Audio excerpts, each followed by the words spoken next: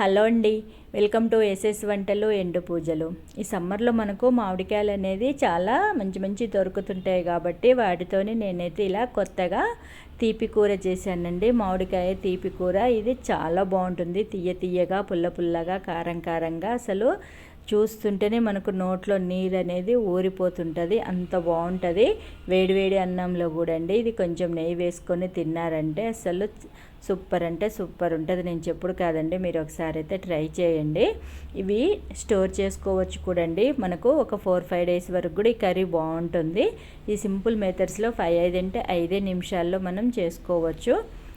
అందుకోసము ఒక మామిడికాయనండి, నేనైతే ఒక మామిడికాయని తీసుకున్నాను. కొంచెం మామిడికాయ అనేది గట్టిగా ఉండి మనకు పుల్లగా ఉండాలి. కొంచెం పుల్లగా ఉంటే మామిడికాయ చాలా బాగుంటుంది కర్రీ కూడా. తర్వాత దీన్ని చిన్న చిన్న ముక్కలుగా కట్ చేసుకోండి. ఇలా మామిడికాయలు అనేది పులుపు ఉంటే కూర చాలా అంటే చాలా రుచిగా వచ్చేస్తుంది.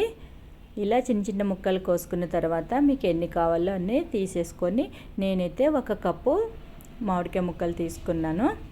తర్వాత ఒక ఉల్లిపాయ అండి, ఇలా ఉల్లిపాయని కూడా మనం చిన్న చిన్న ముక్కలుగా వేసేసుకుంటే ఇందులో ఉల్లిపాయ చాలా బాగుంటుంది టేస్ట్. ఈ విధంగా ఉల్లిపాయలన్నీ కట్ చేసుకొని పక్కన పెట్టేసుకోవాలి. మీరు నా ఛానల్ని ఫస్ట్ సారి చూసే వాళ్ళైతే తప్పకుండా సబ్స్క్రైబ్ చేసుకోండి. చాలా ఈజీతోని మీకు రెసిపీస్ అన్నీ ఉంటాయి, వెరైటీగా ఉంటాయి కూడా. ఇప్పుడు స్టవ్ ముట్టించేసండి, దాంట్లో కొంచెం ఆయిల్ వేసేసుకోండి, మూకుడు పెట్టేసుకొని. దీనికి పల్లి నూనె చాలా బాగుంటుంది టేస్ట్. తర్వాత తాలింపు గింజలు వేసేసుకోండి, శనగపప్పు, ఆవాలు, జీలకర్ర.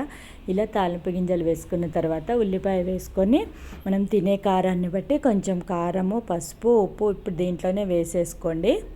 తర్వాత కొంచెం కొత్తిమీర, పుదీనా వేసేసుకొని ఒకసారి కలుపుకున్న తర్వాత ఈ మామిడికాయ ముక్కలు ఇందులో వేసేసుకోండి. ఇప్పుడు కొంచెం వాటర్ పోసేసుకోండి. ఒక 2-3 స్పూన్ల మందం వాటర్ పోసేసుకోవాలి. ఇందులో వాటర్ పోసేసుకుంటే తొందరలో ఉడికిపోతుంది. సిమ్లో పెట్టేసి ఒకసారి మూత పెట్టేసుకొని దీన్ని కలిపేసుకోండి. చూశారు కదా, 5 నిమిషాల్లో మనకు మగ్గిపోతుంది, తొందరగా అవుతుంది కూర కూడా. ముక్కల్ని కూడా ఈ విధంగా మీరు స్మాష్ చేసుకోండి. లేదంటే ముక్కలు మధ్య మధ్యలో కావాలి అనుకుంటే మీరు మామూలుగానే కలిపెట్టేసుకోండి. ఈ విధంగా కూర అంతా మనకు గూజు అవుతుంది. తర్వాత ఇందులోనే 1/2 కప్పు బెల్లం అండి, నేను దీన్ని ఆర్గానిక్ బెల్లం పౌడర్ ఉంటుంది కదా, ఆ పౌడర్ తీసుకొని వేసాను. మామూలు బెల్లమైనా వాడుకోవచ్చు. ఈ విధంగా ఒకసారి కలిపేసుకొని మూత పెట్టేసుకొని సిమ్లోనే మళ్ళీ ఒక 5 మినిట్స్ ఉడికించుకోండి, ఎక్కువ అవసరం లేదు. ఇప్పుడు బెల్లం అంతా దీనికి పట్టేసి సూపర్ అంటే సూపర్గా ఉంటుంది. నూనె మొత్తం ఈ విధంగా మనకు పైకి వచ్చేసాక ఒకసారి కలిపేసుకొని స్టవ్ బంద్ చేసుకోవటమే.